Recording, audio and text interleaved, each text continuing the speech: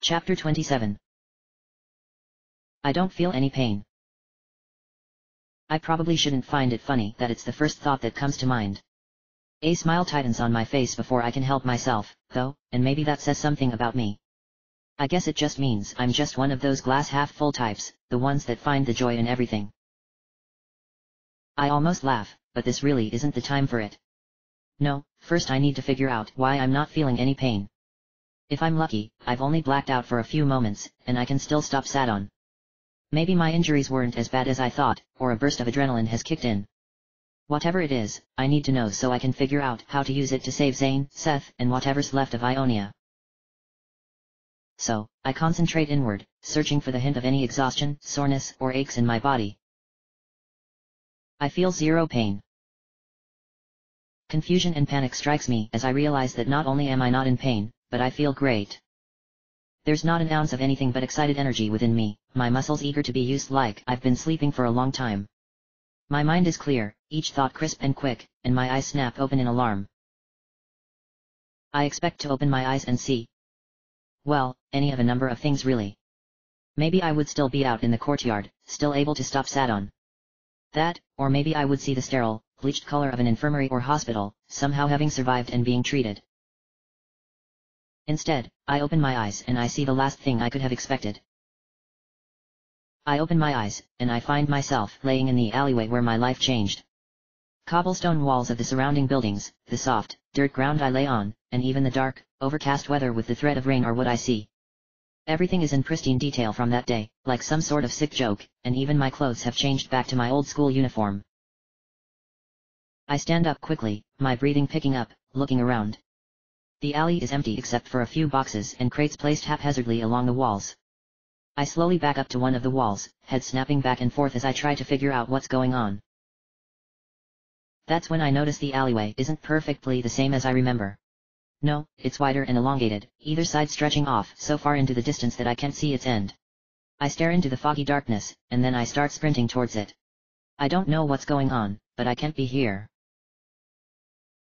So, I run, my heart sending nauseating spikes of dreadful memory into my throat. Instead of the alley turning back to the main road, it seems to just stretch on endlessly. I push my legs harder, sprinting as fast as I can, but the darkness only gives way to more and more familiar-looking alleyway. I run and run, knowing it has to stop eventually. It doesn't. I don't know how long I run, but I don't stop until my breath is gone, my legs buckling underneath me. Even then, I only take a moment to catch my breath, desperate to find a way out. I look at the walls again, preparing a spell to help my jump over the wall. I look up in horror as I notice the walls seem to have grown taller too, and I can't see if they end either, the stonework stretching into the darkness of the sky. A hiccuping gasp escapes me, despair filling me. I'm trapped. I'm trapped in my worst nightmare all over again. One moment I'm fighting Sadon, and the next I'm back here. Again. This place is the definition of my own personal hell, and I'm trapped in it with nowhere to run, and nowhere to go. It says a lot, a familiar voice says from behind me. That you would describe this place as such. I flip around, lifting my hand with clenched teeth and furious eyes as I call forth as much magic as I can, getting ready to throw a blast of pure force at the source. A man stands there in a long, black hooded coat that falls to his knees, dark pants and boots covering the rest of him. His hands are clasped in front of him, covered in pure light strips of cloths, like bandages wrapped into gloves. I aim at his head instinctively, and my concentration shatters, the magic energy within me dispelling in a blast of my aura. The man wears a mask exactly the same as the image branded on my back. It's even a duplicate of the mask I wore when I saved Kyle. It has the streaks coming down the eyes, the ones added by Core to my back to represent tears, and they're even colored blue. The eyes of the mask are filled with shadows, and the only light that reaches them is that of his crimson-colored eyes, a faint glow emanating from them. I reach for my sword and find nothing. Right, I'm back in my school uniform. I lift a hand, but I don't dare to create a spell, not with the horrible, throbbing terror that turns my muscles to sand and bones to ash. I've been scared and still cast spells before, but this is beyond that. This is a living nightmare. How am I supposed to focus my thoughts when the sum of all my fears is standing right in front of me? I raise my hand anyway, my entire body trembling. I try to steady my arm by gripping it tight with my other, but it only makes the shaking worse as I grind my teeth together, blood pumping through me as my heart pounds painfully. Stay back, I whisper meekly. The nightmare slowly lifts either hand in a gesture of surrender. He blinks, the darkness consuming the eye sockets of his mask as the bright red irises and whites of his eyes are briefly covered. Even that simple motion is enough to make me take a step back though, and I almost fall as my leg gives out. I'm not here to hurt you, it says, folding his hands behind his back. His voice is deep and somehow familiar, the faint hint of some unnatural distortion changing it just enough that I can't put my finger on it. Nevertheless, his words carry the weight of absolute truth. I don't understand how, but he says it like he's stating a fact. It only scares me more, though, and it takes me a few long seconds to find my words. Where am I? I ask, my voice wobbling dangerously. What is this place? The thing sighs, looking around. Even with his face hidden, his eyes still somehow take on a grim, almost sad look as they dim. He walks over to one of the walls, putting a hand against it with a long sigh, and then growls with frustration or maybe exhaustion, the distortion in his voice making the sound hard to distinguish between the two. Isn't it obvious? The nightmare man asks solemnly. This is our prison. This is where we dwell. This is your mind. This, Arya, is you. Our prison? My mind? Me? No. I shout, my confusion and anger spilling out. Rejection hotter than melted steel fills me, as I shake my head furiously. I try not to look weak, to keep up my strong front towards this creature, but I can't help myself. I start to cry, my chin wobbling as my shaking arms feel heavy. This is not who I am, I say, more to myself than him as I desperately try to gain control over myself. No, it's not, he agrees with a nod. But it is a part of who you are. One shard of many. No, I say again. This is what they wanted me to be. I will not be this. You can't keep running away from this, the masked man warns. Of course I can, I insist, the knuckles around my right arm turning white. I will forget about this. I wish that were true, he admits, looking down to the ground. But it won't happen. It can't. You don't know that. I snarl, still trying to control my shaking hand. Yes, I do, he whispers. How? I challenge, muscles tightening even more. You don't know me. This isn't even real. I remember where I was. This is just some trick, some sort of sick Noxian torture.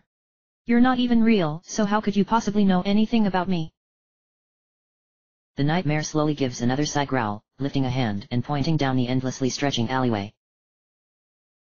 Because this is your mind, it says sadly. This place stretches endlessly. You can't outrun what you can't escape. Even if you don't admit it or let yourself think about it, this is always what it comes back to. You've been trapped here, in this place and moment, for a long time, Arya. You know I'm right. I suck in a breath, clutching my hands to my ears as the words echo through my head like ringing steel. This. My mind. I don't want to accept it. I don't want to admit that this is what the inside of my soul looks like now. I don't want who I am to just be a reflection of the worst moment of my life, but it is, isn't it?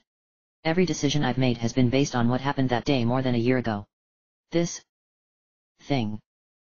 It didn't just appear from nowhere, but the very first thing it said was based on something I was thinking. This has to be my mind. So is this like a dream then? A world created by my thoughts and feelings? No, it's more detailed than a simple dream. Everything from the pounding pain of my heart to the prickling cold of the air is frighteningly vivid. This place must be my mind. How else could I be pulled from the middle of trying to fight Sadon, of trying to save Zane and Seth? But if that's true, then what is this thing? No, more importantly, what is going on right now? Why have I been pulled from reality into my thoughts? I didn't create this place, not willingly, I was brought here, taken from the most important moment of my life. What's happening to me? I let my hands drop from my head, trying to stand up a little straighter in front of the man. His crimson eyes flicker in something akin to approval, giving me a nod. I take a breath, letting out as much tension as I can, my hot breath turning into mist in the cool air. Why am I here? I ask, my voice steadying slightly. What do you want from me? You're here because I brought you here, the nightmare answers with his reverberating voice. And the only thing I want is the best for you. How can I know that? I challenge, fists tightening. I don't know what you are or what's going on right now. How do I know this isn't some trick, some elaborate way to hurt me? I would never hurt you, the figure responds solemnly. That is the absolute last thing I want to do. If that were true, I hiss, a sudden spitfire rising in me. Then you wouldn't have brought me here. The masked man blinks for a moment, his head rocking back like I just slapped him. He looks away from me with something like shame, his eyes dimming. This was necessary, he whispers. Necessary? I say in disbelief. It was necessary to talk to me here? If you meant any of what you just said, that this is my mind and you want to help me, then we wouldn't be here. I don't want this, so why are we still here? Why can't I will this away? Because I'm trapped here, and as much as you don't want to admit it, you are too. I stiffen, swallowing as my mouth suddenly feels very dry. This is your mind, the nightmare continues. Your thoughts and very soul linger here, the only thing keeping you from noticing that is what you can occupy yourself with. You try to run, to think of anything but this, and the faster you go, the easier it is for you to forget where you are. The thing is, you'll never stop running, Arya, because this is a part of you. His words hit me right in the gut, and I stifle a groan as almost physical agony pulses through me. There's power in his words because he speaks the truth, even if I don't want to accept it. I want to reject everything here, him, his words, this place. But my very bones ache in resonation with what he says. I trust him. There's no logical reasoning behind it, but from the very moment he began speaking, his words have just felt true. The only suspicion in me is that build of sorrow and hate because I don't want him to be right. I don't want to be here because it is my mind, and my memories and very thoughts have been more of a prison than a home. This is our prison. My racing thoughts stop suddenly as if I hit a brick wall, a slow, deep fear crawling over me. Earlier, he called this our prison. If this is my mind, and my prison, then... I open my senses up, reaching out around me. I shouldn't feel anything from the stonework, but I do. It feels like my aura, my magic. This is my mind, after all, so it should feel like this. So this man must be a part of me too, my subconscious or something. He'll feel the same, maybe a bit stronger and brighter, but still only my aura. So I cautiously reach towards him, and a sick, nauseating feeling rolls through me, robbing me of warmth and strength as I'm almost brought to my knees. I double over, nerves screaming out in danger at just brushing. His aura, its power deeper than an ocean. The only thing I feel from him is a sense of hungry hollowness, a need to consume and never stop. His very aura wants to feed, but that's not what makes me recoil so heavily. It's the fact that it feels just as familiar as my own aura. What are you? I ask, my throat tight in the sharp silence. The man lets out a sigh, eyes closing briefly as he relaxes. Finally, he chuckles, more relieved than amused. You ask the right question. He walks to the alley wall, reaching out a hand and placing it gently against the brick. The stone ripples, and then the whole section changes, becoming clear like glass. Come, he motions me over. It's easier if I show you. Show me what? I ask. Why you recognize me, it answers. Even though it's been so long. I swallow. It's not fear that grips me so much as uneasiness. Still, there's no point in refusing.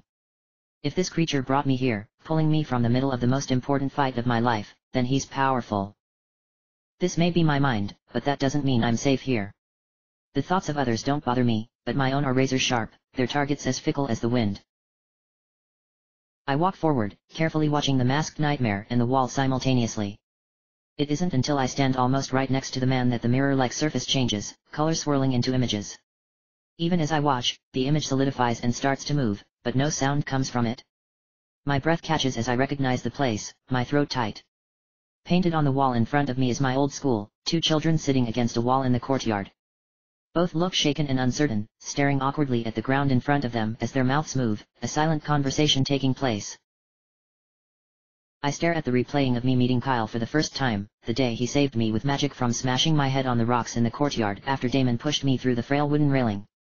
It plays out in front of me, and I see the moment I ask Kyle about his magic, the defeated face he gets only sickening me now, even if my past self winces in empathy.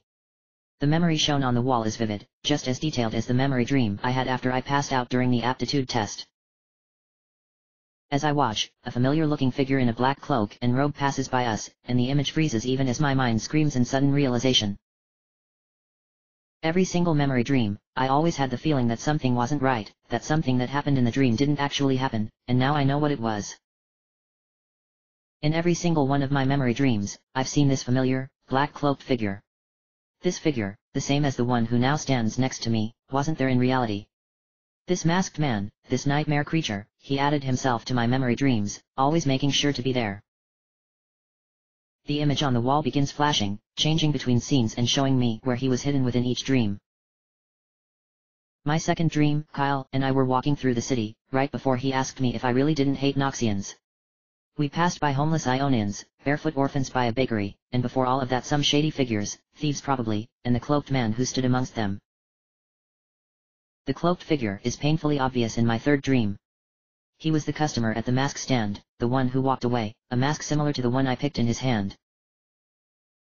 My fourth dream, the true nightmare, as Kyle led me through the rain I almost tripped over the nightmare man where he sat.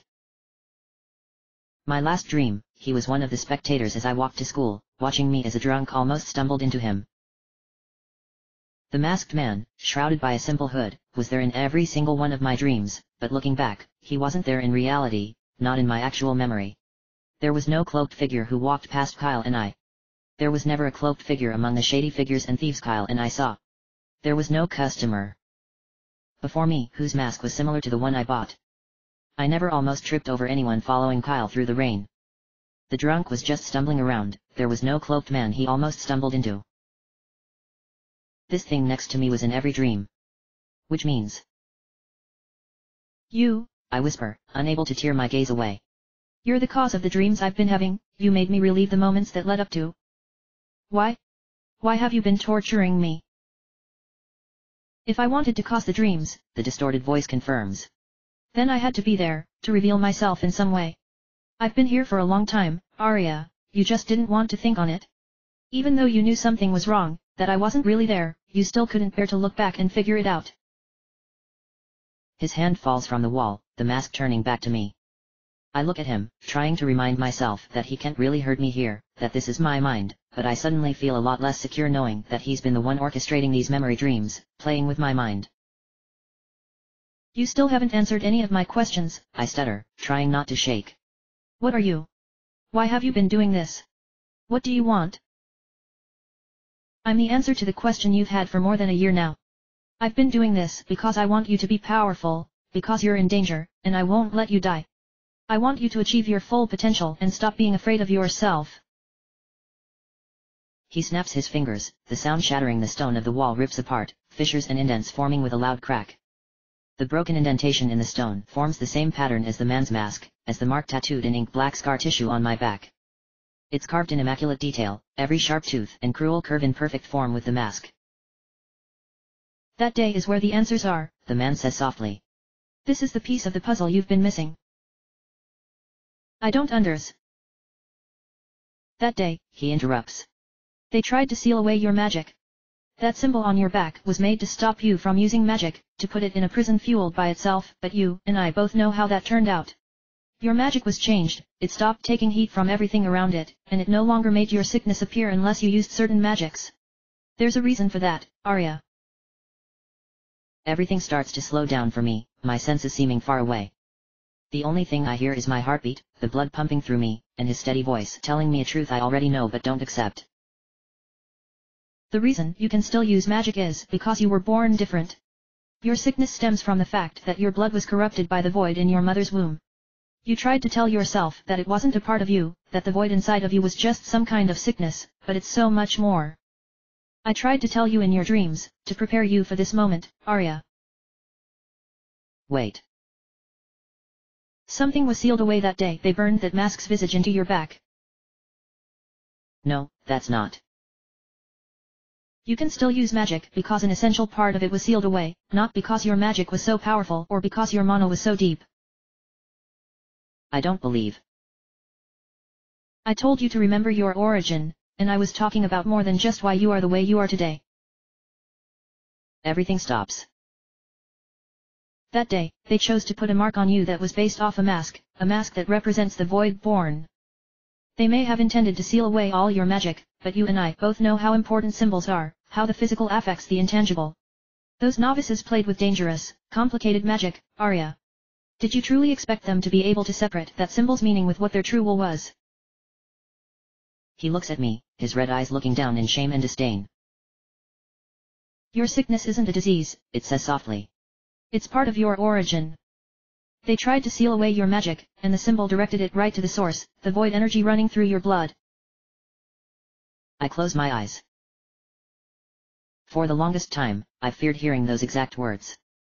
Every fiber of my being has fought the idea that somewhere inside, a part of what makes me who I am is void magic. Void energy, the destroyer of everything, the very opposite of life itself, and it's part of me. It is me. My head throbs at the very idea, a pressure building up that threatens to crack my skull. It hurts so much, and I know the only reason it does is because it's the truth. It makes too much sense not to be. My magic used to take the very heat, the energy, out of the things around it. My origin, the source of my magic, isn't ice or cold. It's void, absorbing and consuming the things around it to make itself more powerful.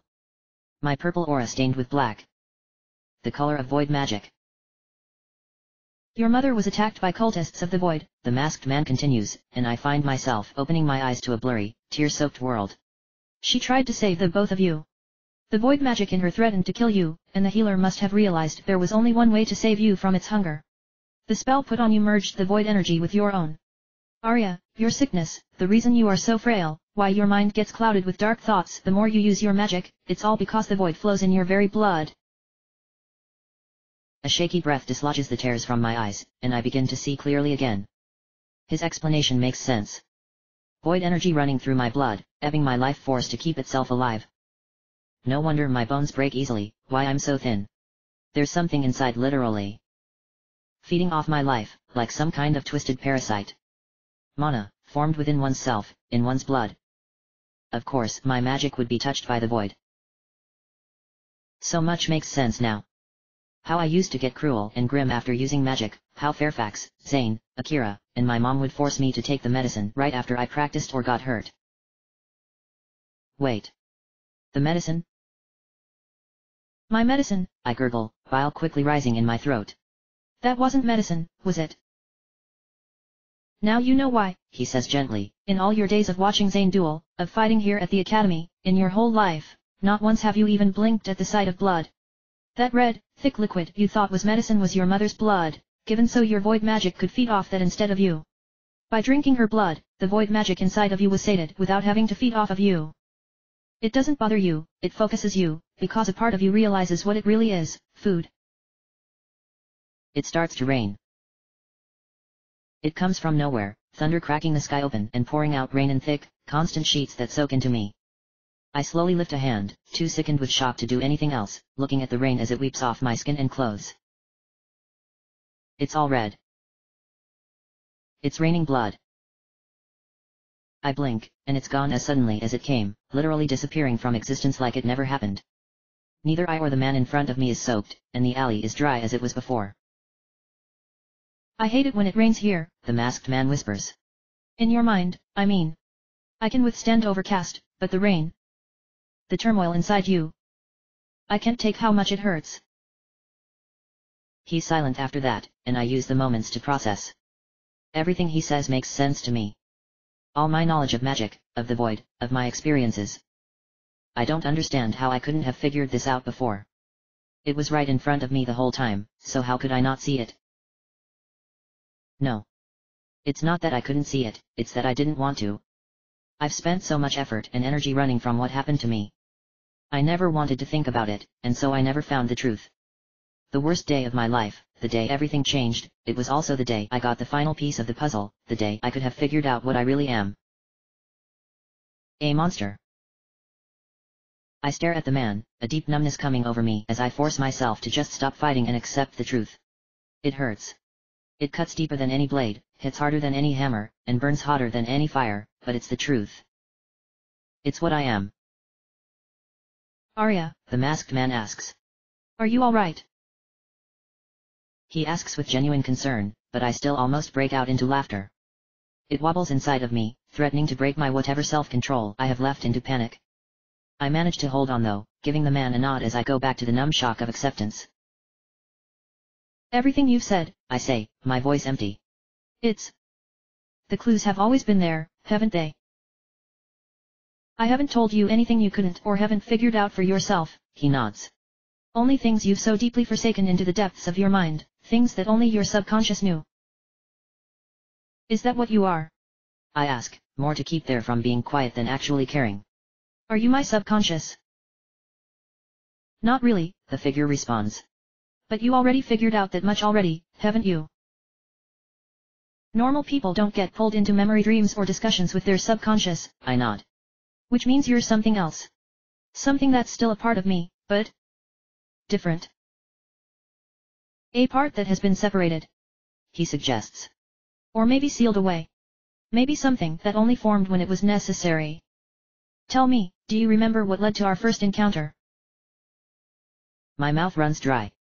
The magical aptitude testimony. I was channeling all my magic when I passed out from exertion and... No, that's not entirely right either. I frown, combing through the memories of that day, that moment. Just before I passed out, there was a snap. Almost like the spell was designed to pull every ounce of energy from the user after a certain amount of time. That test wasn't just designed to root out Ionian mages to be killed in Noxian battle mage training, I say quickly. It was designed to kill Ionian mages who would be too powerful, who might actually make it through the training. And so, after a certain amount of time, if the participant lasted long enough, he starts. The orb would snatch every remaining ounce of magical energy from them, I finish. It would look like they pushed themselves too far, that their body couldn't take the rigor of channeling that much energy. So the real question, the man nods approvingly, is what would happen if a participant had part of their original magic, the very power of their soul, sealed away within themselves. I blink. I survived the test because my void magic, my origin, was sealed, no, separated from me by the symbol in my back. He doesn't answer. Right. My mind, so I already know the answers, even if I haven't considered them fully.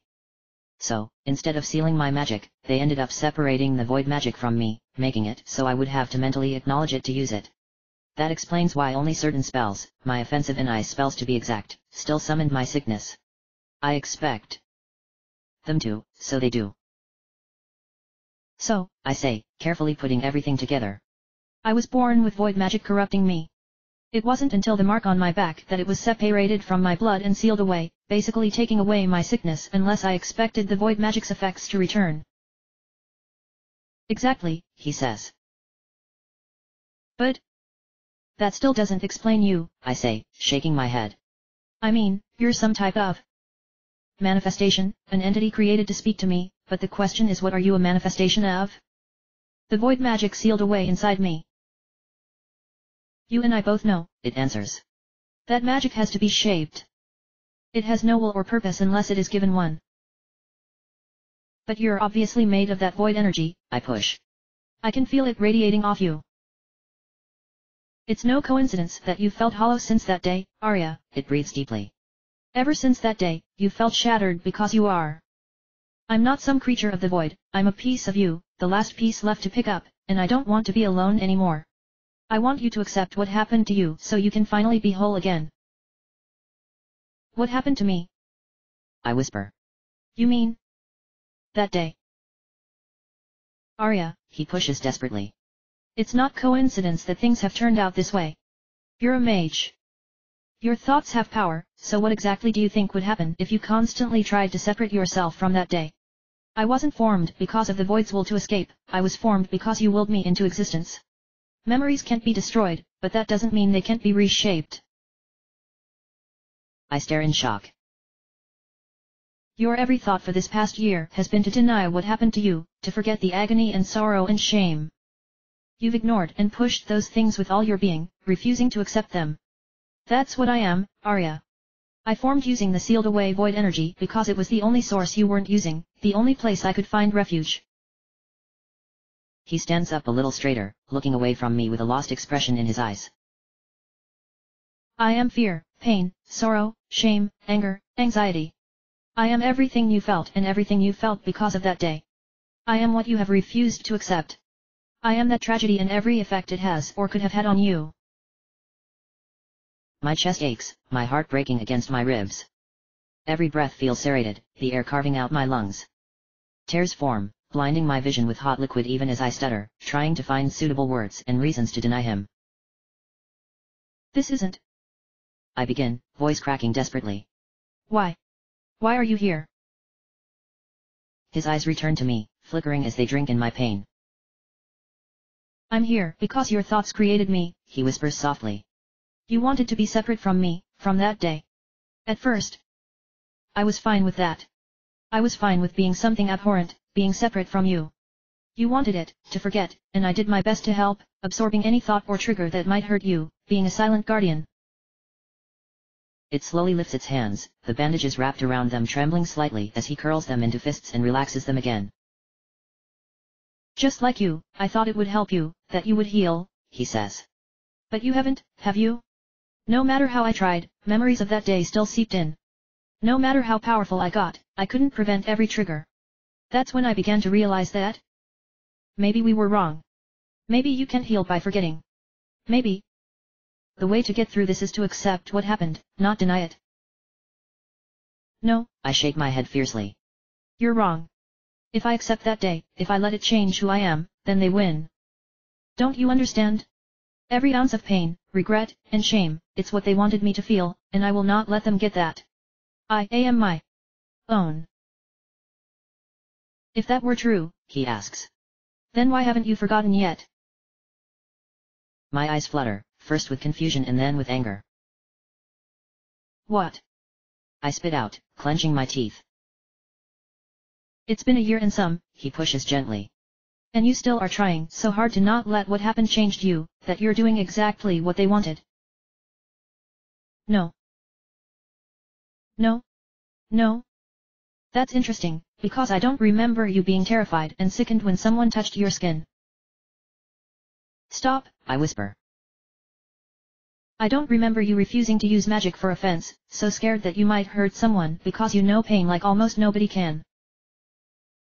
Stop. I try again. You may have been shy before, but you weren't scared into timidity, into only responding to people. Stop. I push desperately as pressure builds behind my eyes. I don't remember you seeing enemies everywhere, of refusing to consider anyone a friend, of watching everything, of always taking stock of a room so you know its exits and hiding places because paranoia and fear rule your mind. I choke, clearing my throat with a guttural groan. I don't remember you hiding your back from people, so terrified by what's on it that you take measures beyond reason. I said. I don't remember you ever thinking of yourself as broken, as a sharp piece of glass that cuts anyone who tries to help you, as someone who has been corrupted and violated. Stop. I shriek, head pounding, and everything falls still.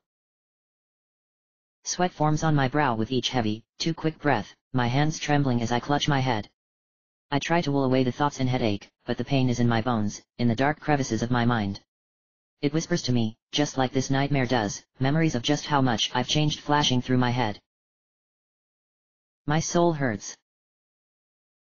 Because I have changed. I've tried so hard to not have been affected, to not let Cor and Kyle and the rest of them get what they wanted, but it's just as he says. Every action, thought, and choice has been governed by that day. I haven't forgotten anything. I've been living in that day for a long time. I can try to run from it, to deny and ignore it, but it doesn't change the fact that even if I can't see it anymore, it doesn't mean it's not still there. I don't want to be here, I say, more to myself than the nightmare of truths. Neither do I, he says, his voice cracking in sympathy. But here we are. I slowly take my hands from my head, looking back to the figure. Why are you doing this to me? I ask. If you really are a part of me, and you know how much I just want to forget, then why? Why are you hurting me? Because it's time for you to heal, Arya, he urges. And there's one last path I believe, that I know, will lead there. You need to accept what happened to you. What? You can run from sorrow and agony forever, but then you'll be running your whole life, never able to rest again. That's how people survive, but if you want to live, then you need to accept what happened. Accept the betrayal, that you can only help someone so much until it comes down to their decision. Accept the shame that you feel every day you get dressed, the embarrassment and disgust that fills you, but stop letting it define who you are. Accept that you're a victim, that something terrible happened to you, but don't ever forget that being a victim also makes you a survivor, someone who has been broken so they can be reforged stronger and more powerful than those who never suffer as you have. I don't want to let it change me. My voice wobbles, the words childlike and weak. I don't want to be defined by what happened to me. Then don't. That's the beauty of suffering. You may not get to choose when or how it happens, but you certainly get to choose what you do with it. You can let it haunt you, as you have been, or you can use it to transform into something stronger. Change isn't bad, not necessarily, but if you don't accept the fact that you have been changed, that you've suffered and survived, then you won't get to choose how you change. You need to stop thinking of yourself as a victim, broken by the hurt, and start thinking of yourself as a survivor, made powerful by what you've overcome. There's a melody in his words, an undertone of hope and faith that resonates with the very air, that tingles with power against my skin. He says things I've dreamed of, thoughts that were slain by the constant despair. I want him to be right, I've wanted it so badly. It's my dream, my best case scenario, a shining star that I don't dare look at for too long for fear of seeing it disappear. This isn't anything new, he says. Seth tried to tell you these things, but you still haven't fully accepted it. It's time, Arya. It's time to accept yourself for who you are, because who you are is beautiful. You're not beautiful in spite of your scars, you're beautiful because of who you are, of what you've turned those scars into. Seth's words echo in his, a truth that he may have accepted, but one I still haven't. Let him be right. Stop being defined by those scars, and start defining them. I don't understand why, but something in me still wants to fight, to reject him. Maybe it's fear, or pride, or simply hurt, but it wants me to believe that I'm already too far gone. It makes me want to wallow, to stay in the darkness, to refuse what might just be what I've been longing for. That's when I figure it out. It's easy. Staying under the control of despair and depression is easier than fighting it, because if I fight, I can fail, but if I let myself suffer, then I can't fail. I've fought for 15 years of my life, and I'm exhausted, but maybe that's the thing about life. You never stop fighting, because if you do, then you stop having an effect. You stop mattering. You exist, but only to let things happen.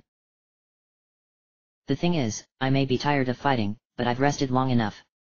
Exhaustion is nothing compared to the hate I have for the things I'm letting happen. I've watched as Sanders sacrificed himself, as Molly wept, as Devon died, as Seth screamed in pain, and as my brother was hurt in front of my very eyes. Agony is being endured all around me, and I've watched because I don't want to feel pain ever again. That's life, though. Life hurts, but that's how you know something really matters. Pain doesn't exist to be dwelt on, it exists to ignite a passion inside to overcome or be destroyed. Pain is a challenge, fear its shadow, warning of things to come, and shame is a reminder to never stop fighting, that something isn't right about what happened, that it needs to be fixed. I've felt hollow a long time. I thought it was because something was taken from me, my happiness, my innocence, my dignity and purity, but that's only part of the truth. Those things may have been taken from me, but I've felt hollow because I haven't filled the hole they left with something stronger, something that can only grow from the burning ashes of good things taken too soon. Now, though, I feel it. I feel it building inside me, a warmth like that of Seth's hand. Passion. It fills my emptiness, and it feels great. It feels like I've only just started breathing again, my head and heart sharp with focus, keen as a katana's edge. I accept what happened to me, that I will never be the same, that I was changed, that I was tortured, that I was branded, that my life was in danger, that a mark of abhorrence mars my body, that I may never be considered beautiful by those who see who I am now. I accept it all, because it's who I am. I accept it, because now I can be so much more. I accept it. I look back up to see the man looking at me, and maybe it's just my imagination, but the mask he wears doesn't seem nearly as threatening as it once did, its edges no longer sharp and hungry but detailed and intricate. Just remember, it's not something you choose to do once, he says. It's a fight to just remember. The darkness inside won't ever stop whispering, telling you that you're not enough, not strong enough, that you don't deserve to be happy. This isn't a battle, it's a war. You might fail and forget, falling back into despair, but you need this moment, this foundation, to remember the right thing is almost never the easy thing to do. I nod, a sour taste in my mouth. Even now, I can already feel the passion inside me flickering, but I won't let it go out. Not now. Maybe the darkness will snuff it out for a while someday, but the thing about hope and truth is it can always rekindle, to reignite the fires of faith. Right now, though, I won't stop believing that I can be more, that I can be strong, that my scars no longer define me. Besides, it says, as long as I exist, a piece of you is separated from your soul, and you'll never be able to feel true acceptance outside of this place where you have to face me. Wait, I say, stopping at his first few words. What do you mean as long as I exist? You can't mean that. Arya, he says, a somberness deep in his voice. I am a piece cut from you, a piece made entirely from some of the worst, soul-rending pain you've faced in your entire life. Every second of my existence is defined by being only agony and despair. I don't want to exist anymore, not like this. The purpose of my existence is to make us whole again. But if I accept you and everything you mean, I push. Then won't you just be destroyed? If I stop trying to ignore and forget my past, won't it kill you? Not exactly, it chuckles. All I am is a manifestation of what you tried to destroy, a voice given to what already exists. If you accept me, then my purpose is fulfilled. I'll still be there, just no longer a voice, no longer a creature. Instead of having to talk like this, you'll always be in touch with me. That is, if you still truly do want to accept everything that happened. I chew the thought over for a moment, before I give a nod. I can mostly wrap my mind around that. It's complicated, but the things that are really important, the intangible matters of soul and thought usually are. I'm not going to destroy him, I just won't have to talk to him like this anymore because the emotions, memories and thoughts he represents will be able to be directly available, a constant factor. I guess that explains a lot about why he's doing this. It's not so much him trying to help me as it is me trying to help myself. Or maybe him trying to help both of us so I can then choose to help myself. Or something like that. The important part to remember is this isn't some person with their own motives and plans, this is just a piece of me trying to come back home. Now that I can understand. A shaky breath leaves me, eyes flittering closed for only a moment as I gather myself. Alright, I think out loud, because, well, this is my mind. My blood and the void are mixed, and the reason why my body is so frail is because my blood doesn't have as much energy or life as it could because of the void in it, draining it. My sickness was separated when the mark was put on my back, drawing the void into a prison and leaving its nature dormant in my blood. Finally, you were created by my will to forget the event, and you've used the void energy that's been stored to create a manifestation of yourself to help me become whole again. Yes, it nods. So I caused those memory dreams, to ease you into the truth that you need to accept what happened. Well, I sigh. You certainly waited until the last moment to make your final case. It wasn't for lack of trying, he laughs. But it wasn't exactly easy to get to this point. I give a weak smile. I guess I haven't been the easiest person to work with. If only I had realized sooner, maybe things would have turned out differently. Maybe I could have saved Xander and Devon somehow, but I'm past that now. So what's next? I ask. What's the last step to accepting you? That is a less pleasant subject, he hesitates. Perhaps it's better if I just show you. I frown as he walks past me, gesturing for me to follow. I do, but I'm not really sure where we're going if. The distant fog begins to fade, and I see the end turn of the alley. I see the exit. I try not to rush ahead of him, but hope adds a spring to my steps, and I end up reaching it before he does, turning down the path and I stop, almost tripping over myself. Instead of turning off onto the street, the alley opens up to the courtyard of the academy. Everything is exactly where it was before I was brought here, frozen in a grotesque painting. Sadon stands near the fountain, eyes closed as he basks in his victory, the grail glowing as it drains Ionia's mana. Zane lies on the ground with metal shrapnel sticking out of a dozen places, blood spreading around him. Seth is pinned to the ground by the spike in his hand, his face frozen in a twisted grimace. I can even see myself lying on the ground, my black hair shrouding my face. Thoughts are so much faster than the physical realm, the masked man startles me. Everything is exactly as you left it, only a few seconds having passed. I walk tentatively over to my body, everything feeling very surreal. I reach my form, still cloaked in my black coat, leggings, and boots. I reach out a hand, to brush the hair away from my face. Don't, the man orders tersely, and I jerk my hand back. Not unless you want to return without having accomplished anything. Right? I say, standing back up slowly. So what am I supposed to do then? To properly get back, I mean. He lets out a slow, long sigh. He seems suddenly hesitant, taking his time to gather his words, and I frown. The question you should be asking, he says slowly, is how to get rid of me. Okay, I start thinking. So? I know you're a manifestation of my will, created to store the things I didn't want to face. That's how I was created, he nods. But what am I made out of? What is my origin? My eyes widen, and whatever I was about to say only comes out as a choked little gasp. He already told me. I formed him with my will unknowingly, but there had to be energy available to create him, a source that I wasn't using, that I was rejecting. Your origin. It's the same as mine. It's void, he finishes with a nod. The void sealed away in the mark on your back, separated from your blood. Arya, the only way to move forward isn't to just accept what happened to you, but to accept who you are.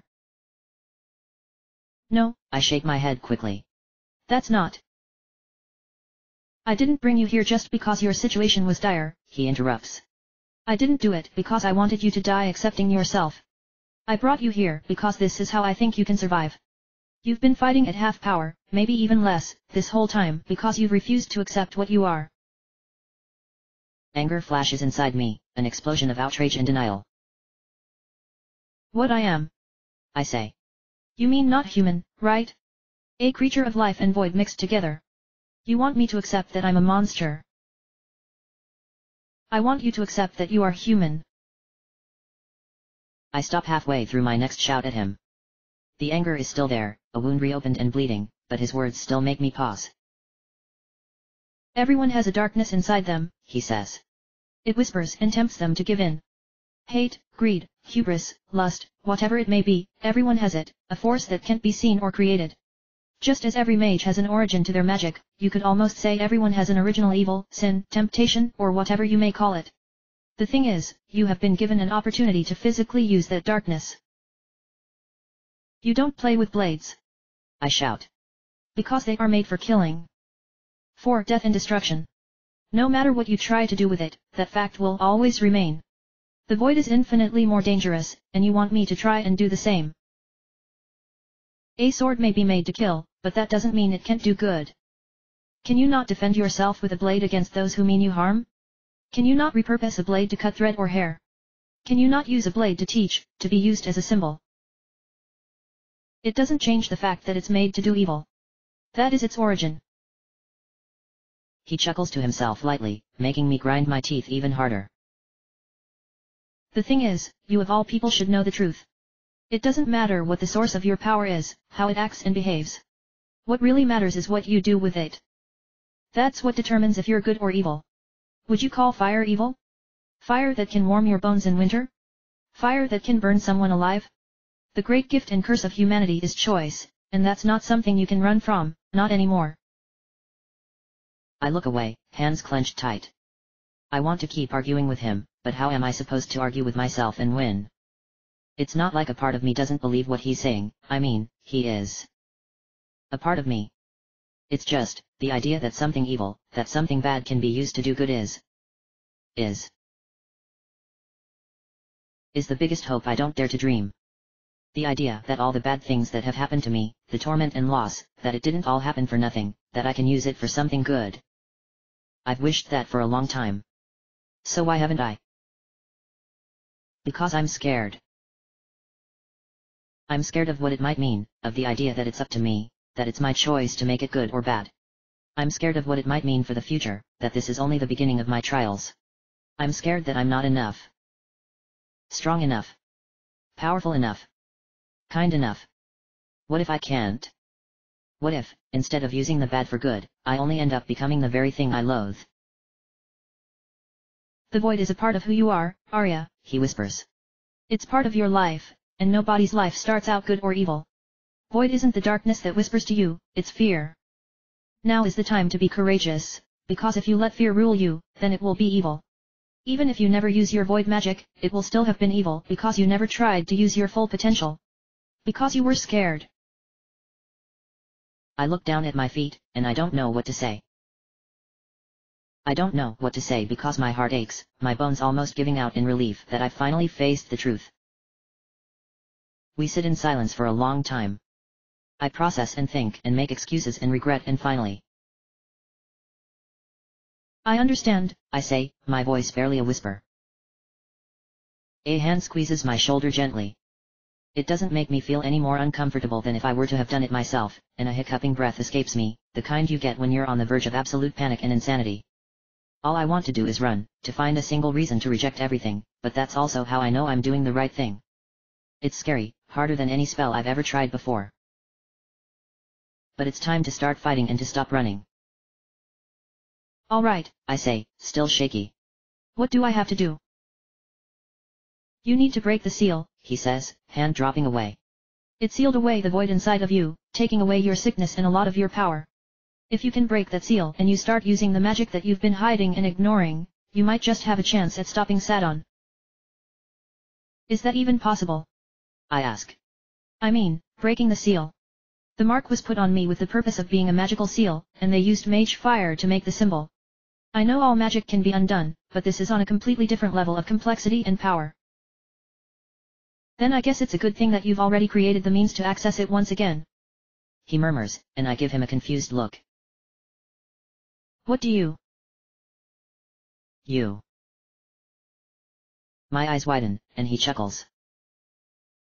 I was made from your will to forget, he nods. But I formed out of the sealed void magic. I'm part of both worlds in you, made by your humanity from your void.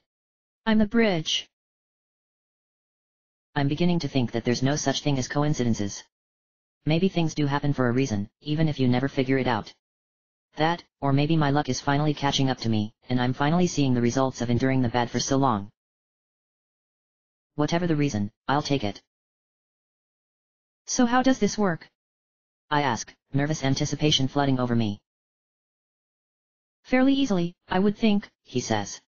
You just need to do something that symbolizes the fact you want to stop running from your past and origin. What's the first thing that comes to mind? Easy, I answer. I'll just put on the mask you're wearing. For the first time since I've arrived here, he freezes, utterly speechless. His eyes blink a few times, and he looks away.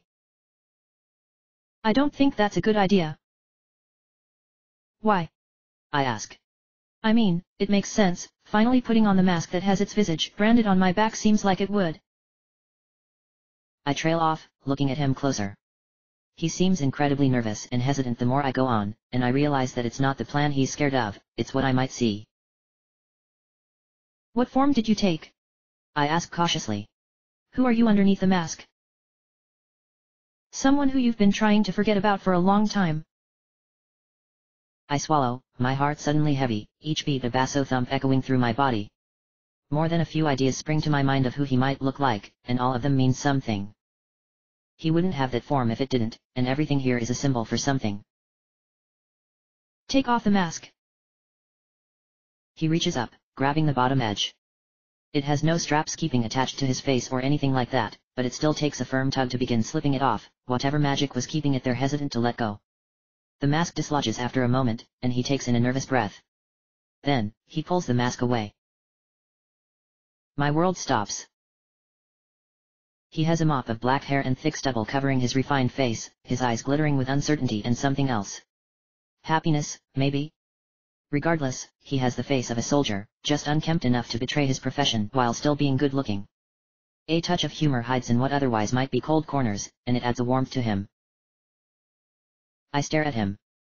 It's a face that I shouldn't recognize, not with how long it's been, but I do.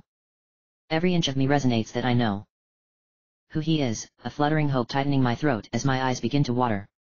I drink in every detail, and I start to spot the small resemblances that betray the truth strangling my heart. Daddy!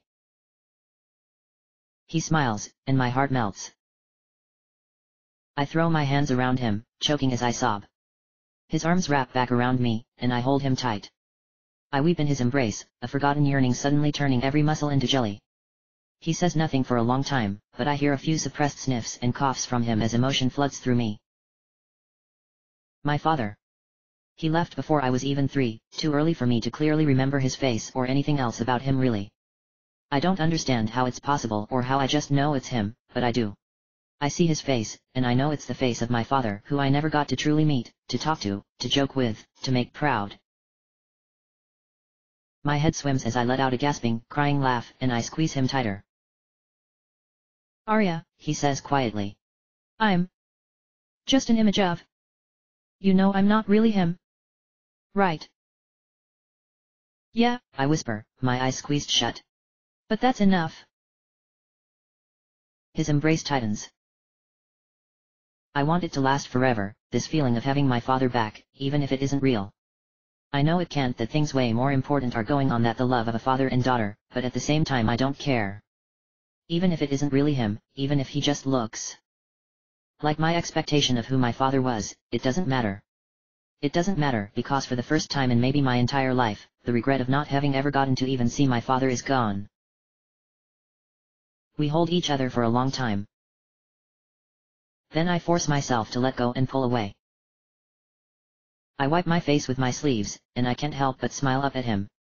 He returns it, his eyes glittering with emotion. Thank you, I say. For everything. He just nods a few times, gathering himself back up as he stares down at the mask in his hands. It's not over yet, he says with an almost sad smile. But I know that you are the only one who can stop this. A human with void in their blood, I murmur, a small smirk forming. A human who has blood as a part of their origin. I wonder if that makes me a vampire. Do you have pointy teeth? He frowns. No, I answer, checking with my tongue just to make sure. Do you turn to ash in the sunlight? Have no heartbeat? Burn at the touch of silver? If so, that necklace was a very poor choice in gifts from your father. No, I say exasperated. But I'm pale as death and apparently have been drinking blood as medicine this whole time. Don't be ridiculous, he scoffs. Corpses are much paler than you. I give him a look, and he smiles back innocently. I sigh. All right, whatever, I say, shaking my head. Just hand me that mask already. His smile deepens, and he holds it out. I reach out a hand, taking it from him. It feels unnaturally strong, but also familiar. I run my fingers over the painted tears, the sharp teeth, and cruel eyes, not sure what I'm expecting to happen. It just feels like a mask, and even if the very sight of it still sends chills through my bones and make my heart quake, it's nothing I haven't faced before. I take a deep, steadying breath as I flip it around and begin to raise it to my face. I stop after a second, looking up at the man one last time. Do you really think this will help? I ask. That accepting everything will really change anything? I honestly don't know, he says softly. But I believe that once you make this decision, that you decide to start using not only your original magic, but also the full force of all 3 branches that make it up, it's going to be a whole new fight on Sadon's hands. The 3 branches. Come now, he smiles. You've had a suspicion on what they were for a long time. If my origin is void, I trail off. Then, the direct effects of it would be ice. The nature of the void is to consume, to fill itself, he nods. Your spells eat the very energy in the air, the heat. Ice and cold is sort of a cousin, in a way, a lack of heat that wants to be filled. So then my other 2 would be. Well, one has to be blood. It sustains your magic, he agrees. And keeps your sickness from killing you. You know your own blood at a very deep level. The way you think of enhancing your muscles with magic energy is very similar to that of blood magic. It shouldn't be hard for you to change your chenomancy spells on the fly to enhance your blood and muscles with energy instead of pushing more energy through them. So then that leaves conjuration. You certainly have a talent in what you've conjured already, even if you've refused to conjure that this whole time, and you've limited and changed your spells. Might I suggest recasting your current armor but in its original form? The form you were going to use for what you were practicing for? condensing your armor back to its raw, powerful form and conjuring that. I might stand a chance after all, I hardly dare to whisper. All's that's left, He says quietly, is to accept. I give him one last nod, steadying myself. And then I put the mask on.